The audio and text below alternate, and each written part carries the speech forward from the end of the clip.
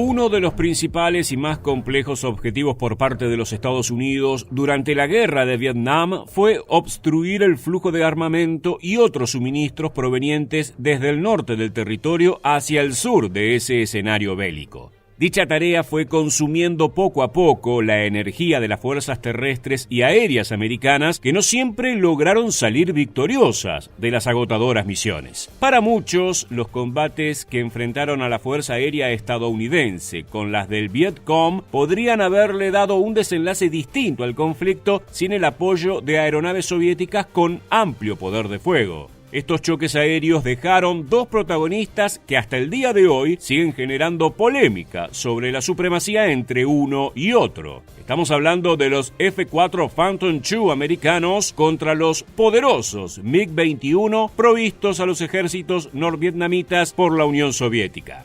Dicho todo esto, ¿cuál de estos dos letales cazas supersónicos fue el más poderoso de la guerra de Vietnam? Ponte cómodo en tu cabina para conocer los detalles acerca de dos aeronaves que marcaron una era de confrontación en el cielo del hostil sudeste asiático. ¿Estás listo? Comenzamos en 3, 2, 1. ¡Prepárate para volar!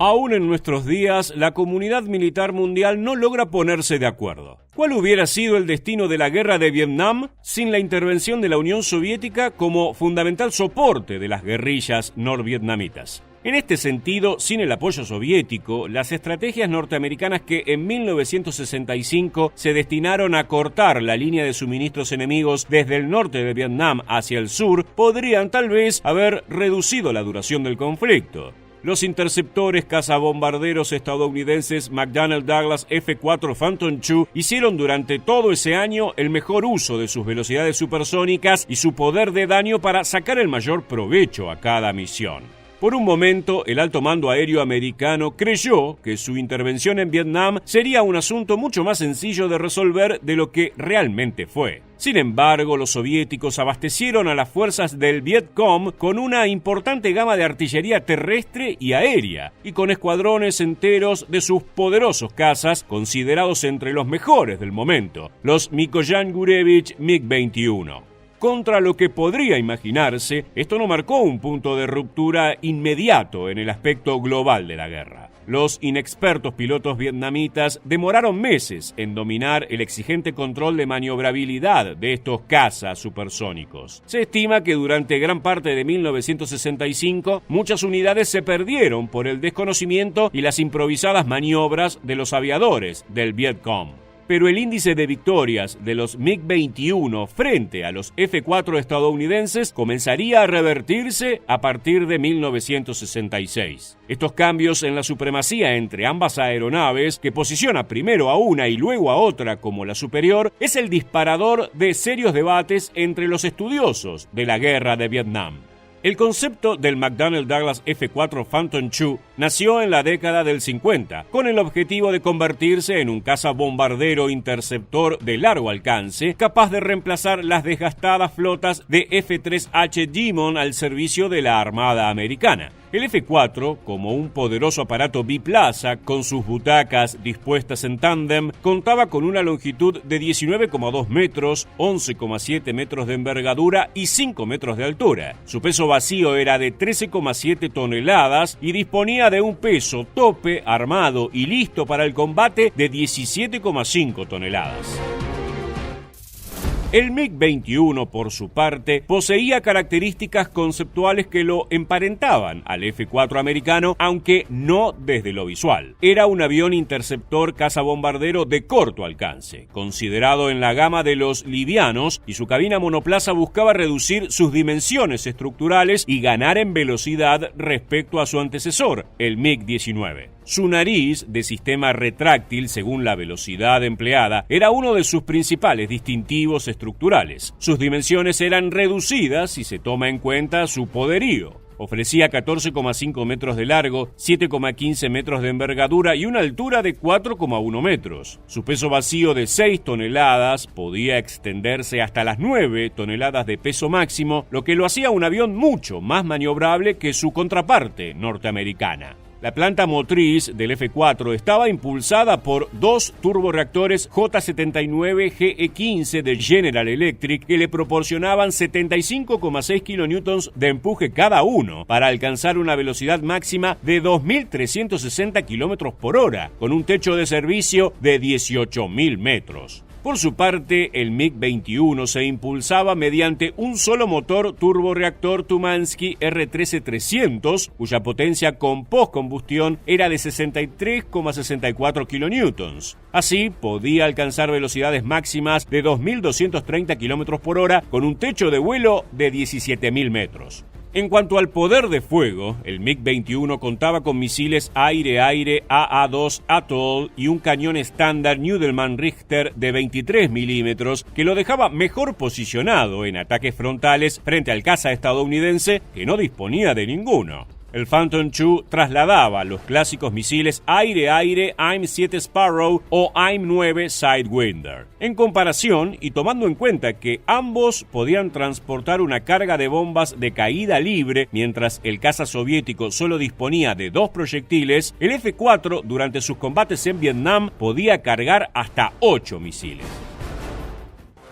Si bien se cuenta que la destreza que alcanzaban los MiG-21 en el sudeste asiático era superlativa, muchos atribuyen esa habilidad en combate al apoyo de la artillería tierra-aire soviética y a sus poderosos equipos de contramedidas defensivas apostados masivamente a lo largo y ancho del territorio. Por otro lado, la aviónica de los F-4 no lograba identificar a los estrechos MiG-21 sino hasta tenerlos prácticamente encima. Esta acción fue una verdadera pesadilla, incluso para los experimentados pilotos americanos. Los pilotos del Vietcong, entrenados por soviéticos conocedores de este factor trascendental, abordaban de forma brutal al enemigo occidental en combate aéreo, aplicando estrategias de ataque cercano tal vez poco ortodoxas, pero muy efectivas. Estos aspectos ofrecieron como resultados oficiales una cantidad de bajas dispar entre uno y otro caza. Mientras que se contabilizaron un total de 103 F-4 Phantom II derribados en combate, los MiG-21 abatidos del lado norvietnamita solo llegaron a las 66 unidades.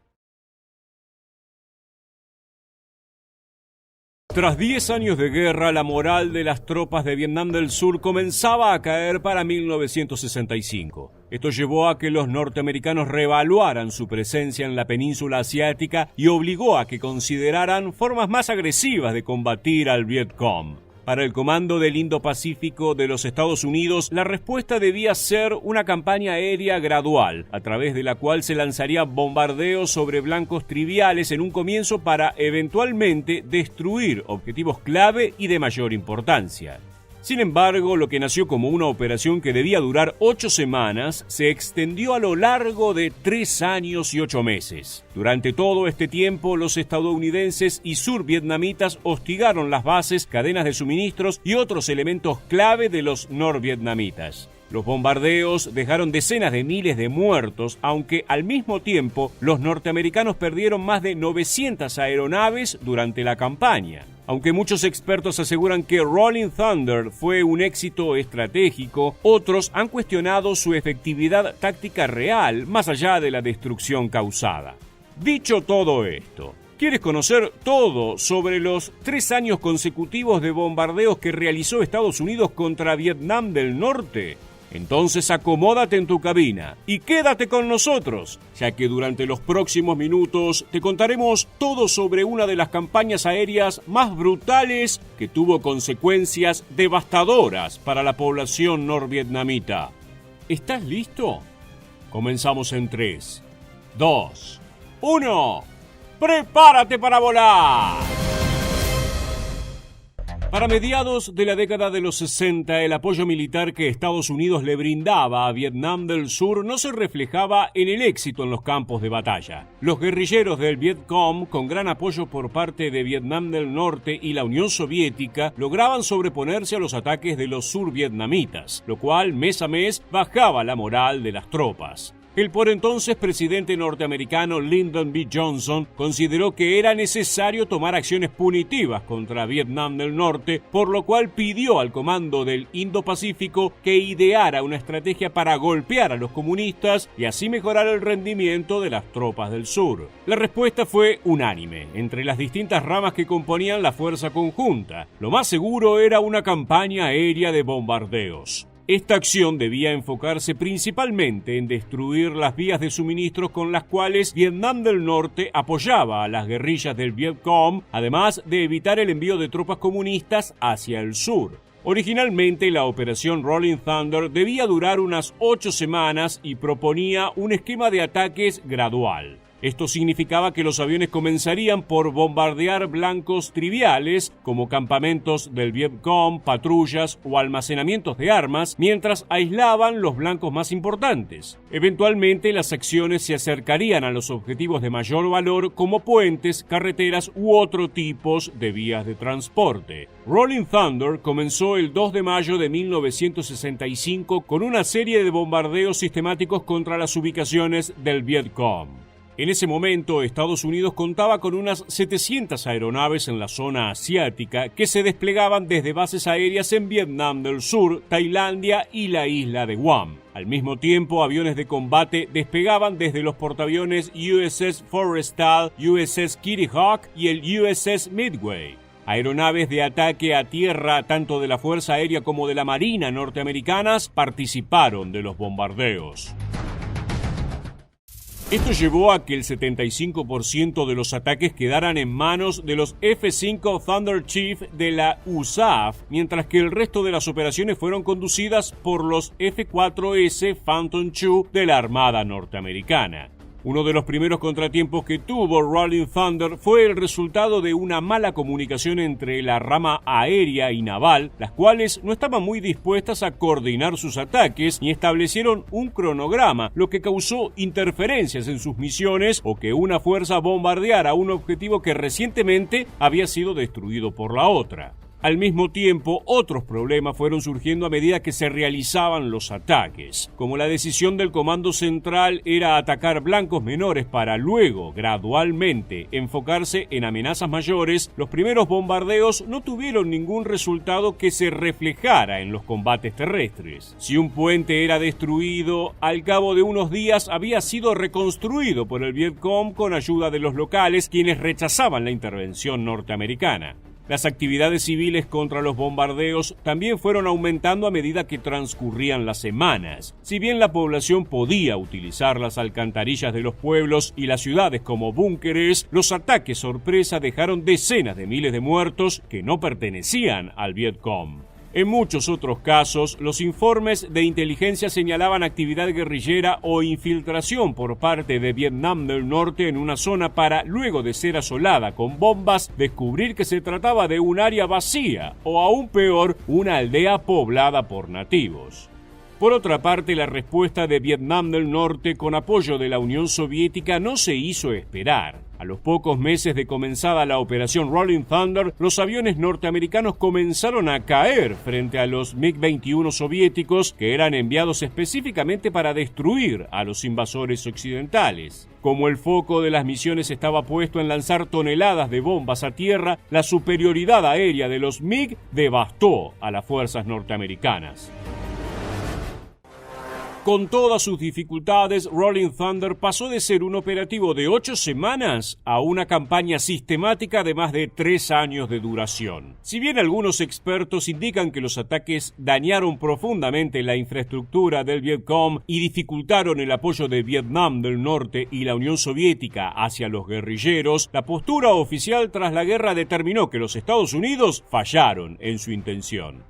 Vietnam del Norte declaró la muerte de 20.000 soldados, además de entre 50.000 y 180.000 civiles. Por su parte, las tropas de China, que apoyaban a los norvietnamitas, sufrieron 20.000 bajas. En cambio, Estados Unidos perdió 1.054 efectivos, además de 922 aeronaves durante los 3 años que duró la campaña.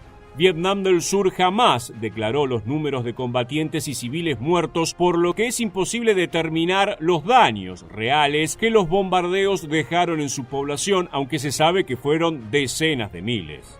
Si tomamos solo estos números como una referencia para el éxito de la campaña, como hacen algunos historiadores, podríamos pensar que se trató de una victoria para los norteamericanos. Pero esto sería tener una postura parcial frente a lo que significó la Operación Rolling Thunder, ya que esta no logró ninguno de sus objetivos principales. No consiguieron destruir la mayor parte de la industria vietnamita ni en un mes ni durante los 3 años posteriores. Los caminos y carreteras siguieron usándose para suministrar a los guerrilleros y los puentes destruidos fueron rápidamente reparados. Por otra parte, el gasto económico para Estados Unidos fue 10 veces mayor que para Vietnam del Norte. Por cada dólar que los asiáticos perdían en los ataques, se estima que los norteamericanos debían gastar casi 10. De hecho, el costo total de la operación superó los $1.200 millones. Finalmente, y probablemente la peor de las consecuencias, es que estos ataques dejaron mal parados a los estadounidenses a un nivel ético, en medio de una intervención por la que ya eran cuestionados tanto de manera internacional como doméstica.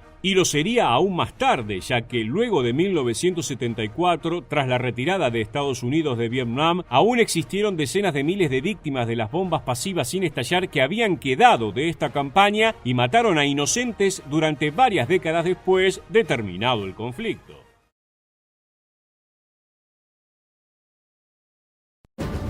Uno de los terrenos donde se disputó más sanguinariamente la guerra de Vietnam fue en el aire. A simple vista, los subsónicos cazas MiG-17 de la Fuerza Aérea Popular de Vietnam no tenían ninguna oportunidad contra los supersónicos F-105, F-4 y F-8 con los que contaba la Fuerza Aérea Norteamericana, capaces además de llevar misiles aire-aire. Basándonos únicamente en el equipamiento, parecía ser un triunfo sencillo para las United States Air Force o USAF.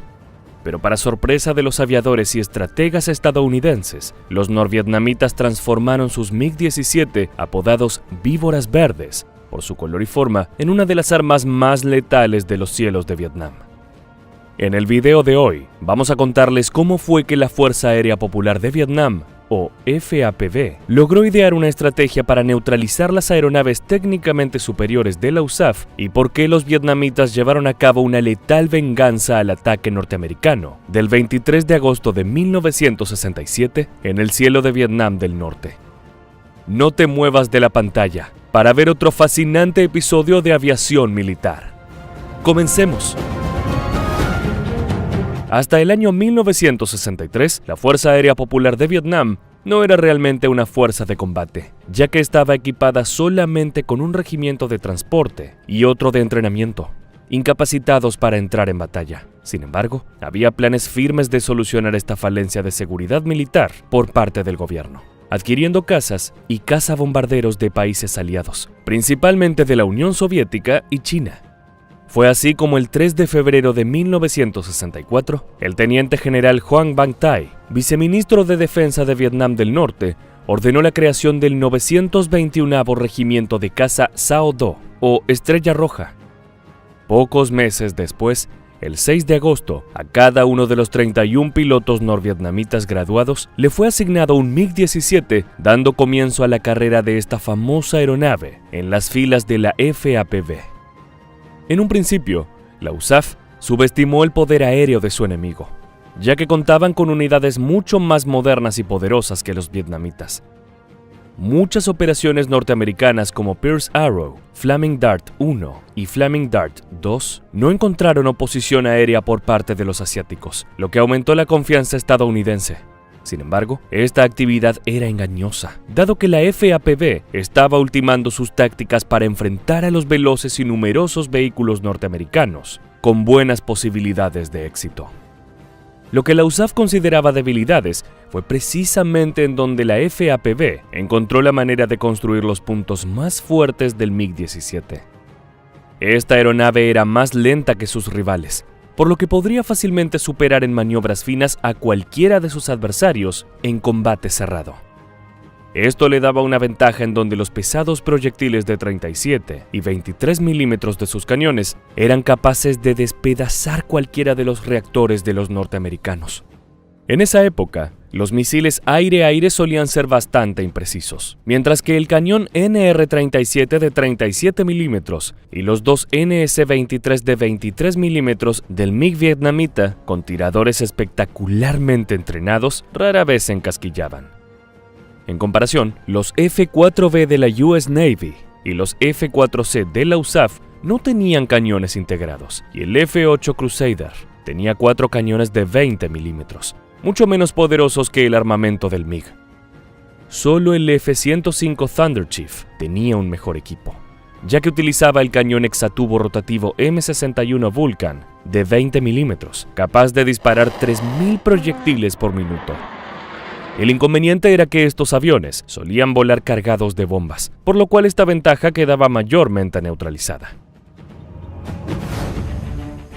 El 7 de septiembre de 1965, se creó un segundo regimiento de caza vietnamita con 36 MiG-17F y el otro escuadrón se reequipó con MiG-21 F-13, armados con misiles, y el caza nocturno MiG-17PF, todos traídos directamente desde la Unión Soviética. Tan importante como esta llegada de equipos fue el regreso de 30 nuevos pilotos entrenados especialmente desde China. La escuela de vuelo de Tuong Ban había convertido pilotos de aviones de carga en precisos pilotos de caza. Con estas incorporaciones de recursos, tanto técnicos como humanos, la FAPV estaba lista para enfrentarse con la USAF. Pero antes, faltaba que suceda una tragedia para llenar a las fuerzas vietnamitas de sed de venganza. La masacre sucedida el 2 de enero de 1967, en el marco de la Operación Bolo, una ofensiva lanzada por las Fuerzas Aéreas norteamericanas, resultó devastadora para Vietnam y su destacamento militar de aire. El suceso, en el cual una flota de F-4C Phantom norteamericanos derribaron 5 MiG-21 orientales sin sufrir pérdidas, fue un golpe muy duro para la FAPV. Estas invaluables aeronaves provenientes de la Unión Soviética corrían serio riesgo de ser exterminadas si la guerra continuaba en esas condiciones. Con una audaz e inteligente estrategia, el alto mando de la FAPV decidió cancelar todas las misiones de los MiG-21 hasta que se pudieran preparar tácticas adecuadas, tanto defensivas como ofensivas. Por lo tanto, volvía a ser tarea de los MiG-17 llevar a cabo la mayoría de las misiones, mientras se pensaba cómo aprovechar las otras aeronaves. Fue así como pequeños grupos de 2 o 4 MiG-17 comenzaron a realizar ataques solo contra las más importantes incursiones enemigas. La táctica era simple. Estos rápidos ataques eran seguidos de una retirada aún más veloz, para evitar bajas en estos pelotones. Durante este tiempo de inactividad, las fuerzas aéreas vietnamitas se concentraron en estudiar y planificar en base a inteligencia que fueron recolectando. La información obtenida de observar ataques estadounidenses y los interrogatorios a los prisioneros de guerra norteamericanos capturados trajo revelaciones extremadamente valiosas para la FAPV.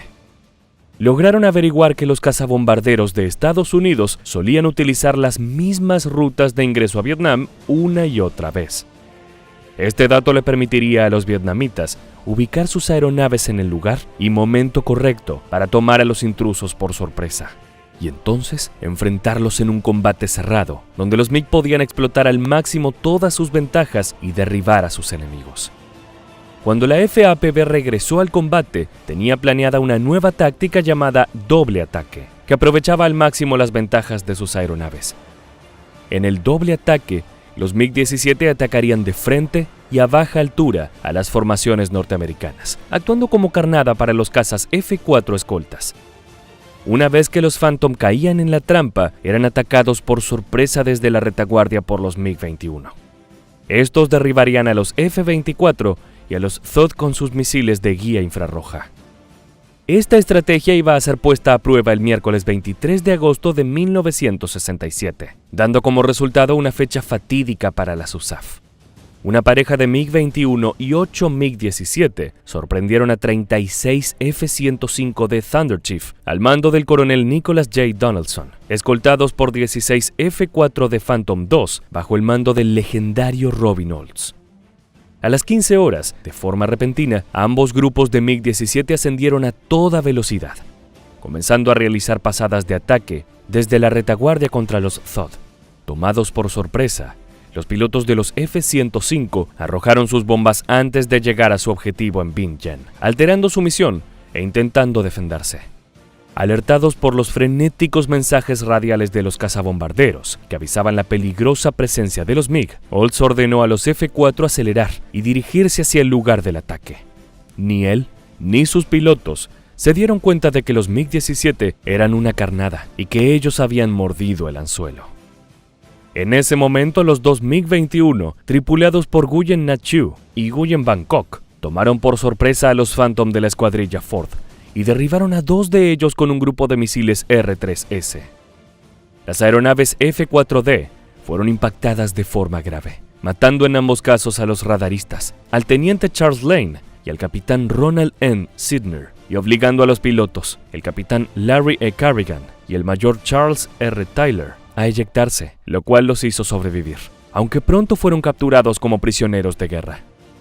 Para aumentar aún más la confusión e impotencia de los norteamericanos, instantes después, el líder del segundo grupo de MiG-17F, Cao Thanh Tin, conseguía ubicarse a 250 metros detrás del último grupo de Thunder Chiefs y abrir fuego contra el líder. Si bien esta primera ráfaga falló, le permitió a Tin calcular más precisamente el ángulo de deflexión. Esta vez, la segunda ráfaga de sus cañones NR-37 y NS-23 de 37 y 23 milímetros respectivamente dio en el blanco. Alcanzado por la balacera, un F-105D se precipitó hacia tierra fuera de control, mientras su piloto, el mayor Elmo C. Baker, salía disparado de la cabina, intentando salvarse y abrir su paracaídas. Conmocionados por tantas bajas repentinas, los escoltas estadounidenses perdieron por completo el control del desarrollo de la batalla, sin poder coordinar el ataque ni la defensa contra los MiG. La FAPB había anticipado que si la táctica del doble ataque resultaba exitosa, algunas tripulaciones norteamericanas querrían tomar revancha y escoltarían a los MiG de regreso a su base. La corazonada resultó correcta, ya que a las 15:22 los pilotos orientales divisaron 2 unidades Phantom norteamericanas siguiendo a 2 MiG que regresaban a Noi Bai. Sin perder tiempo, el líder norvietnamita posicionó defensivamente su MiG-17F detrás del Phantom líder y abrió fuego, descargando el 70% de su munición. Los proyectiles de 37 y 23 milímetros estremecieron e incendiaron al F-4D del mayor Robert R. Sohill y el teniente Gerald N. Hempt, que finalmente se estrelló sobre la cordillera de Tam Dao. Ambos tripulantes fueron capturados poco después. La estrategia vietnamita parecía no tener fisuras y los estadounidenses habían sufrido las consecuencias, no solo del preciso planeamiento enemigo, sino también de su propio exceso de confianza. Este día, el 23 de agosto de 1967, es considerado en la bibliografía militar estadounidense como el Black Wednesday o Miércoles Negro. Las bajas en este suceso fueron contundentes. 5 aviones perdidos en combate aéreo, 4 F-4D y un F-105D más otro F-4D derribado por la Anti-Aircraft Artillery vietnamita, 5 aviadores tomados como prisioneros y 3 pilotos fallecidos. Sin dudas, puede considerarse este combate aéreo no solo como la contrapartida norvietnamita de la famosa Operación Bolo, de enero de ese mismo año, sino también como una clase maestra de cómo aprovechar las desventajas técnicas para derrotar al enemigo. Más allá de las bajas, esta jornada dejó al alto mando norteamericano en shock, a tal punto que el propio Lyndon Johnson ordenó cancelar por 2 meses los ataques sobre Hanoi y sus rutas de transporte. Ya estamos llegando al final de esta entrega, y no queríamos dejar de preguntarte, ¿cuál crees que fue la principal causa del Miércoles Negro? ¿La cuidadosamente planificada estrategia de la Fuerza Aérea Popular de Vietnam o el exceso de confianza de los estadounidenses? Deja tus opiniones en los comentarios abajo. Hasta aquí el video de hoy. Te agradecemos haber llegado hasta el final y te esperamos en las próximas entregas de Aviación Militar.